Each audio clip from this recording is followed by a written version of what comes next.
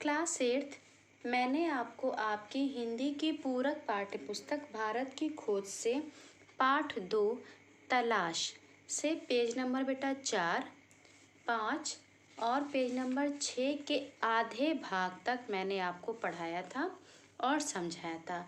आज मैं आपको उसके आगे का भाग समझाने जा रही हूँ। मैंने पुराने स्मारकों और भग्नावशेषों को और पुरानी मूर्तियों और भित्ति चित्रों को देखा। अजंता, एलोरा, एलिफेंटा की गुफाओं और अन्य स्थानों को देखा। मैंने आगरा और दिल्ली में कुछ समय बाद बनी खूबसूरत इमारतों को भी देखा, जहाँ का प्रत्येक पत्थर भारत के अतीत की कहानी कह रहा था। लेखक कहते हैं कि मैंने पुराने स्मारकों को, भग्नावशेषों को, पुरानी मूर्तियों को देखा, आगरा और दिल्ली की खूबसूरत इमारतों को देखा, अजंता एलोरा की गुफाओं के चित्रों को देखा, जहाँ का एक एक पत्थर अतीत की कहानी कह रहा था। लेखक ने बेटा यही कहा है कि अतीत की कहानी एक एक पत्थर वहाँ का कह रहा था। मैं अपने शहर इलाहाबाद में या फिर हरिद्वार में महान स्नान पर्व कुंभ के मेले में जाता हूँ और देखता हूँ कि वहाँ अब भी सैकड़ों और हजारों की तादाद में लोग आते हैं, वैसे ही जैसे हजारों वर्ष से उनके पुरखे गंगा स्नान करने के लिए भारत के सभी कोनों से आते रहे हैं। फिर लेखक कहते हैं कि मैं अपने शहर इलाहाबाद में या हरिद्वार में कुंभ के मेले में जाता हूँ तो मैं क्या देखता हूँ कि जैसा सैकड़ों और हजारों की तादाद संख्या में लोग आते हैं, वैसे ही पहले भी हजारों साल पहले भी लोग उनके पुरखे गंगा स्नान के लिए भारत के कोने कोने से आते रहे हैं।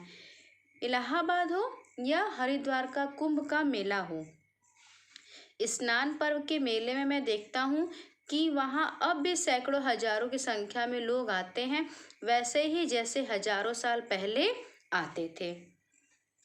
मुझे 1300 साल पहले चीनी यात्रियों और कुछ दूसरे लोगों द्वारा लिखे इन पर्वों के वर्णनों की याद आ जाती है।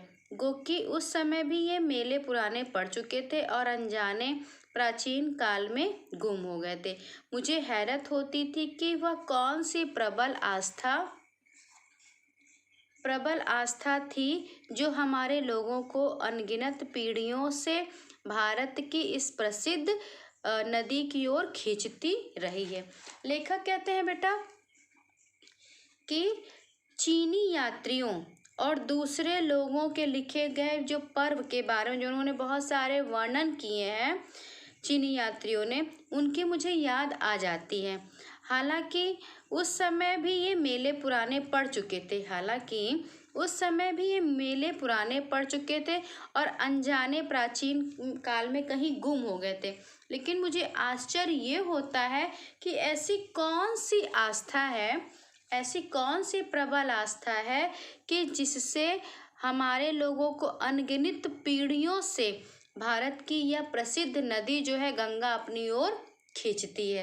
लेखक कहते हैं कि चीनी यात्रियों ने या दूसरे लोगों ने जिन्होंने पर्वों का वर्णन किया है, मुझे याद आ जाती है कि वे मेले पुराने पड़ चुके हैं और प्राचीन काल में न जाने कहाँ गुम हो गए हैं।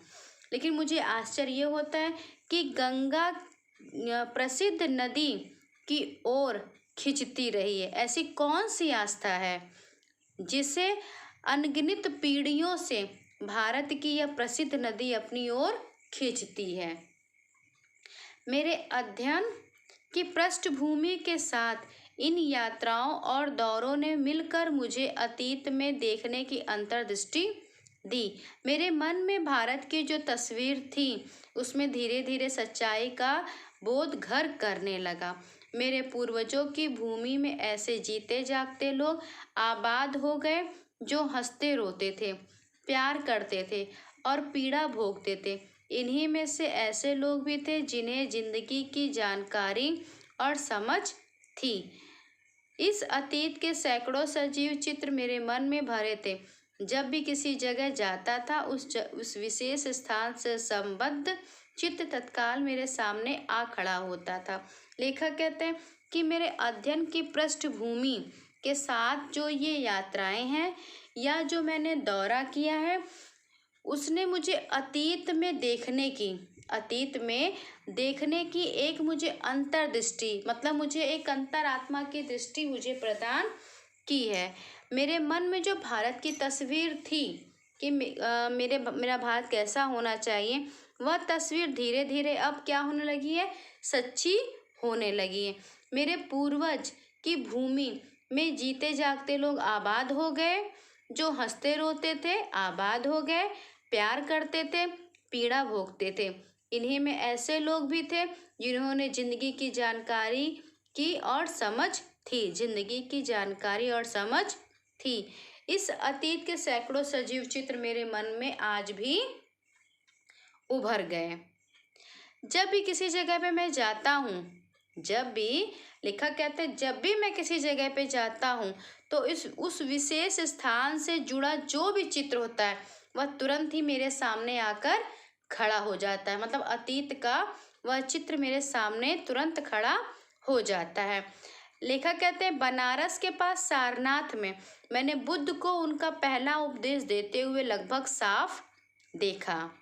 2500 वर्ष का फासला तय करके उनके कुछ अभिलिखित शब्द जैसे दूर से आती प्रतिध्वनि की तरह मुझे सुनाई पड़े।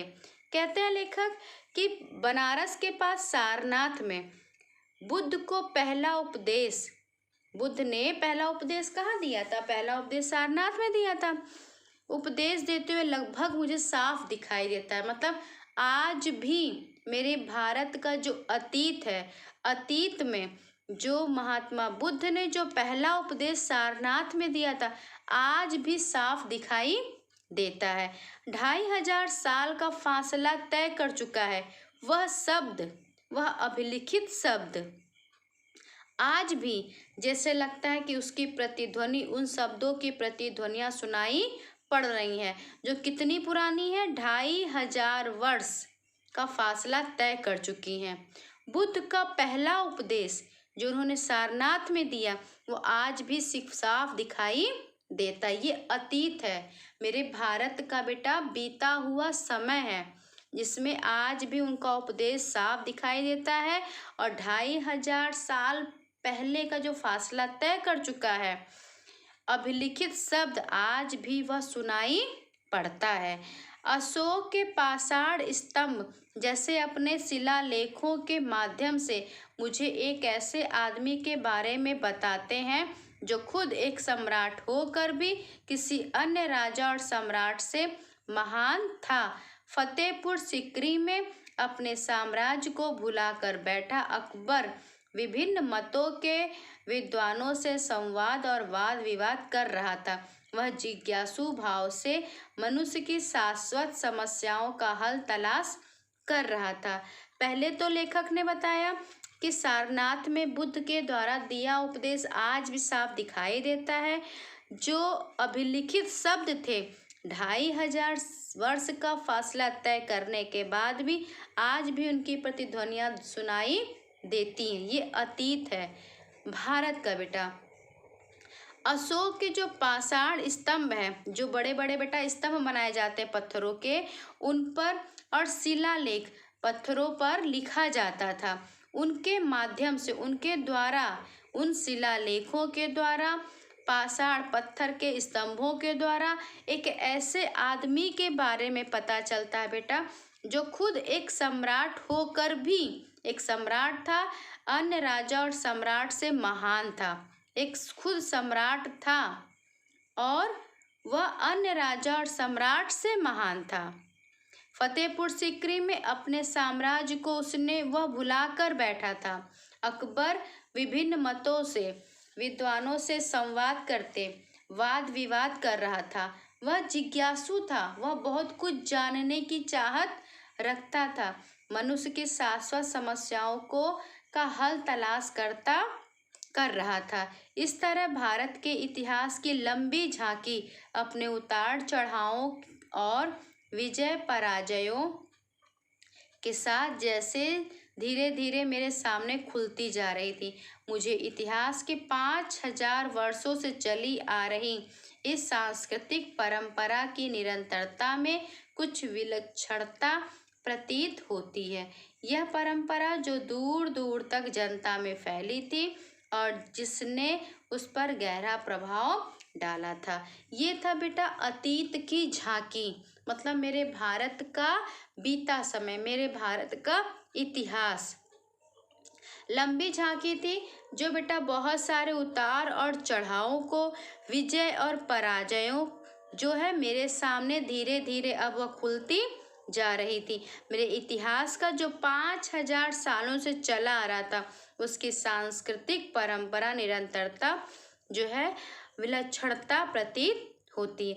ये है मेरे अतीत की झांकी जो जवाहरलाल नेहरू ने बेटा बताया है, जिसमें उन्होंने किसका जिक्र किया है? सारनाथ में बुद्ध का उपदेश, अशोक के बारे में जिक्र किया उन्होंने, इलाहाबाद हरिद्वार के कुंभ के मेले का जिक्र किया उन्होंने, पहाड़ों से आई हुई नदियों का जिक्र किया उन्होंने, कबीले काफिले का जिक्र किया, साथ ही उन्होंने बहुत सारी नदियों का भी जिक्र किया। मतलब उन्होंने अतीत की झांकी बेटा प्रस्तुत की। अब है आपका अगला विषय भारत की शक्ति और सीमा। अभी तक जो बेटा आपने पढ़ा वो था अतीत की झांकी। भारत की शक्ति के स्रोतों और उसके पतन और नाश के कारणों की खोज लंबी और उलझी है। भारत की शक्ति बेटा और उसके स्रोतों और उसके पतन की, उसके नाश के जो कारण है उसकी खोज बहुत लंबी भी है, साथ ही बहुत ही उलझी हुई भी है, पर उसके पतन के हाल के कारण पर्याप्त स्पष्ट है। पर उसके पतन के हाल के ही कारण जो है वह पूर्ण रूप से स्पष्ट है। भारत तकनीक के दौड़ में पिछड़ गया। भारत तकनीक के दौड़ में पिछड़ गया और यूरोप जो तमाम बातों में एक जमाने से पिछड़ा था, तकनीक की प्रगति के मामले में आगे निकल गया। क्लास 8 यहाँ बेटा आपका एक उत्तर है, यहाँ पर आपका एक उत्तर है, इसलिए बेटा आप इस विषय को बहुत ध्यान से पढ़िएगा और समझिएगा। भारत के पतन की और नाश के जो कारण है बेटा उसका खोज बहुत लंबा भी है और बहुत उलझा हुआ भी है। कहते हैं कि भारत तकनीक के दौड़ में पिछड़ गया। भारत तकनीक के दौड़ में पिछड़ गया और यूरोप जो बेटा तमाम बातों में एक जमाने से पिछड़ा था। यूरोप जो बहुत सारी बातों में बेटा एक जमाने से पिछड़ा था वो भारत से आगे निकल गया। तकनीक के दौड़ में भारत पिछड़ गया और जो यूरोप जो बहुत जमाने पहले से पिछड़ा हुआ था वो आज तकनीक की दौड़ में प्रगति के मामले में वह भारत से आगे निकल गया। अब आइए बेटा पेज नंबर 8 पर। इस तकनीक विकास के पीछे विज्ञान की चेतना थी और हौसलामंद जीवनी शक्ति और मानसिकता थी।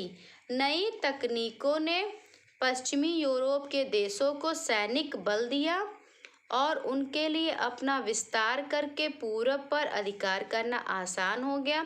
यह केवल भारत की ही नहीं लगभग सारे एशिया की कहानी है। अब बेटा तकनीक दौड़ में जो है विकास के पीछे क्या था? तकनीक विकास के पीछे विज्ञान की चेतना थी, विज्ञान की चेतना थी, उनका हौसला मंद था, उनकी मानसिकता थी। नई तकनीकों ने क्या किया? पश्चिमी यूरोप के देशों को सैनिक बल भी दिया और अपना विस्तार भी किया और करने के बाद बेटा पूरब पर अधिकार करना उनके लिए आसान हो गया। और यह केवल भारत की ही नहीं लगभग सारे एशिया की ही कहानी, मात्र भारत की नहीं लगभग पूरे एशिया की ही कहानी थी। तकनीकी विकास के पीछे विज्ञान की चेतना थी, हौसलामंद जीवनी थी, शक्ति थी, उनकी मानसिकता थी। ऐसा क्यों हुआ? ऐसा क्यों हुआ? इस गुत्थी को सुलझाना ज़्यादा मुश्किल है, क्योंकि पुराने ज़माने में तो भारत में मानसिक सजगता और तकनीकी कौशल की कमी थी नहीं, किंतु बाद की सदियों में उत्तरोत्तर गिरावट का आभास होने लगता है। जीवन की लालसा और उद्यम में कमी आ जाती। ऐसा क्यों हुआ? ऐसा क्यों हुआ कि तकनीकी दौड़ में पिछड़ गया? इस गुत्थी को सुलझाना बहुत ज़्यादा मुश्किल है, क्योंकि पुराने भारत में क्या था? भारत में मानसिक सजगता और तकनीकी कौशल की कमी थी नहीं, लेकिन बाद में क्या हुआ बेटा? बाद में इसके उत्तरोत्तर गिरावट का आभास होने लगता है। जीवन की जो एक लालसा होती है, जो जीवन की एक चाहत होती है, फिर उद्यम मतलब परिश्रम। भारतीयों में जीवन की लालसा, उनके परिश्रम में, उनके मेहनत में कमी आ जाती है। उत्तरोत्तर गिरावट होता है, क्षीण होती रचनात्मक प्रवृत्ति की जगह अनुकरण की प्रवृत्ति ले लेती। क्षीण होती जो रचनात्मक प्रवृत्ति होती है बेटा, उसकी जगह क्या है? उसकी जगह अनुकरण प्रवृत्ति ले लेती। जहाँ कामयाबी के साथ विद्रोही विचार पद्धति ने प्रकृति और ब्रह्मांड के रहस्यों को भेदने का प्रयास किया था, वहाँ शब्दाडंबर से लैस भाष्यकार उसकी जगह लेता दिखाई देता है। भव्य कला और मूर्ति निर्माण का स्थान जटिल पच्चीकारी वाली सावधानी से की गई नक्काशी लेने लगी। ऐसा बेटा इसलिए हुआ क्योंकि इस गुत्थी को सुलझाना ज़्यादा मुश्किल है। पुराने समय से भारत में बेटा मानसिक सजगता की कोई कमी नहीं थी, तकनीकी कौशल की कोई कमी नहीं थी, लेकिन बाद में क्या हुआ? बाद में सदियों में उत्तरोत्तर गिरावट आने लगी। जीवन की लालसा, उनकी परिश्रम में कमी आने लगी। उनकी जो रचनात्मक प्रवृत्ति थी वह क्षीण होने लगी। कामयाबी के साथ विद्रोही विचार पद्धति ने प्रकृति और ब्रह्मांडों के रहस्यों को भेदने का प्रयास किया था। वही क्या हुआ? जो विचार पद्धति ने जहाँ प्रकृति और ब्रह्मांड के रहस्यों को भेदने का प्रयास किया था, वही शब्दाडंबर से लैस भाष्यकार उसकी जगह अब लेने लगा था। जो भव्य कला और मूर्ति निर्माण था, उसके स्थान पर जटिल पच्चीकारी लेने लगी थी। जो बेटा भारतीयों की जो भव्य कला थी, जो उनका मूर्ति निर्माण था, उसका स्थान अब कठिन पच्चीकारी वाली सावधानी से की गई नक्काशी अब लेने लगी थी। सावधानी से की गई नक्काशी लेने लगी थी। प्रभावी किंतु सरल जीवन और समृद्ध भाषा की जगह क्या हो गया था? अत्यंत अलंकृत और जटिल साहित्य शैली ने ले ली थी। जैसे बेटा भव्य कला और मूर्ति निर्माण के स्थान पर कठिन पच्चीकारी वाली नक्काशी लेने लगी थी, जहाँ सरल और सजीव समृद्ध भाषा की जगह बहुत ज़्यादा अलंकृत और जटिल साहित्य शैली ने ले ली थी। साहसिक कार्यों की लालसा और झलकती हुई जिंदगी, जिसके कारण सुदूर देशों में भारतीय संस्कृति का प्रसार संभव हो सका, क्षीण हो चली और उसके स्थान पर महासागरों को पार करने पर रोक लगाने वाली संकीर्ण रूढ़िवादिता ने जन्म ले लिया। तो इसलिए बेटा क्षीण होने लगी, क्योंकि उत्तरोत्तर गिरावट आने लगी, जीवन की लालसा और मेहनत में कमी आ गई। क्षीण होती उनकी रचनात्मक प्रवृत्तियां अनुकरण करने लगी। जहां बेटा एक कामयाबी के साथ विद्रोही विचार पद्धति ने प्रकृति के ब्रह्मांड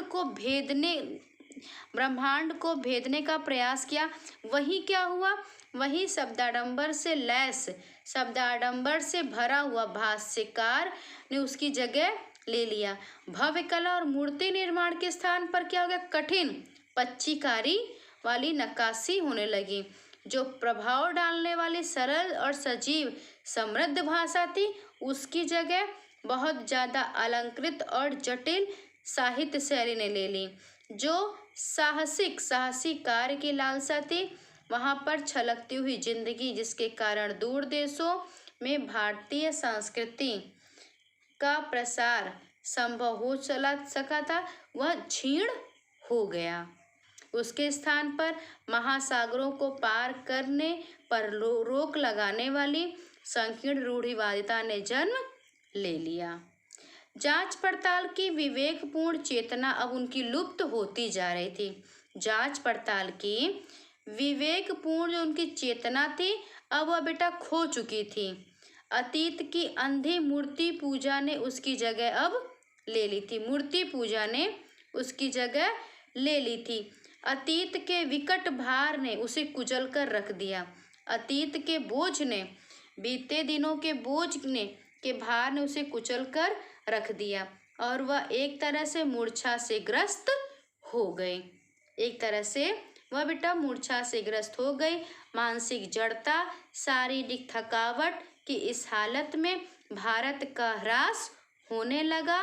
वह गतिहीन और जड़ हो गया, जबकि विश्व के दूसरे हिस्से प्रगति के पथ पर बढ़ते गए। इसीलिए बेटा भारत तकनीक की दौड़ में पिछड़ गया, क्योंकि भारत में भव्य कला मूर्ति निर्माण की जगह कठिन जटिल पच्चीकारी वाली नक्काशी लेने लगी। समृद्ध भाषा की जगह जटिल साहित्य शैली ने जगह ले ली और साथ ही उनके मेहनत में कमी आने लगी।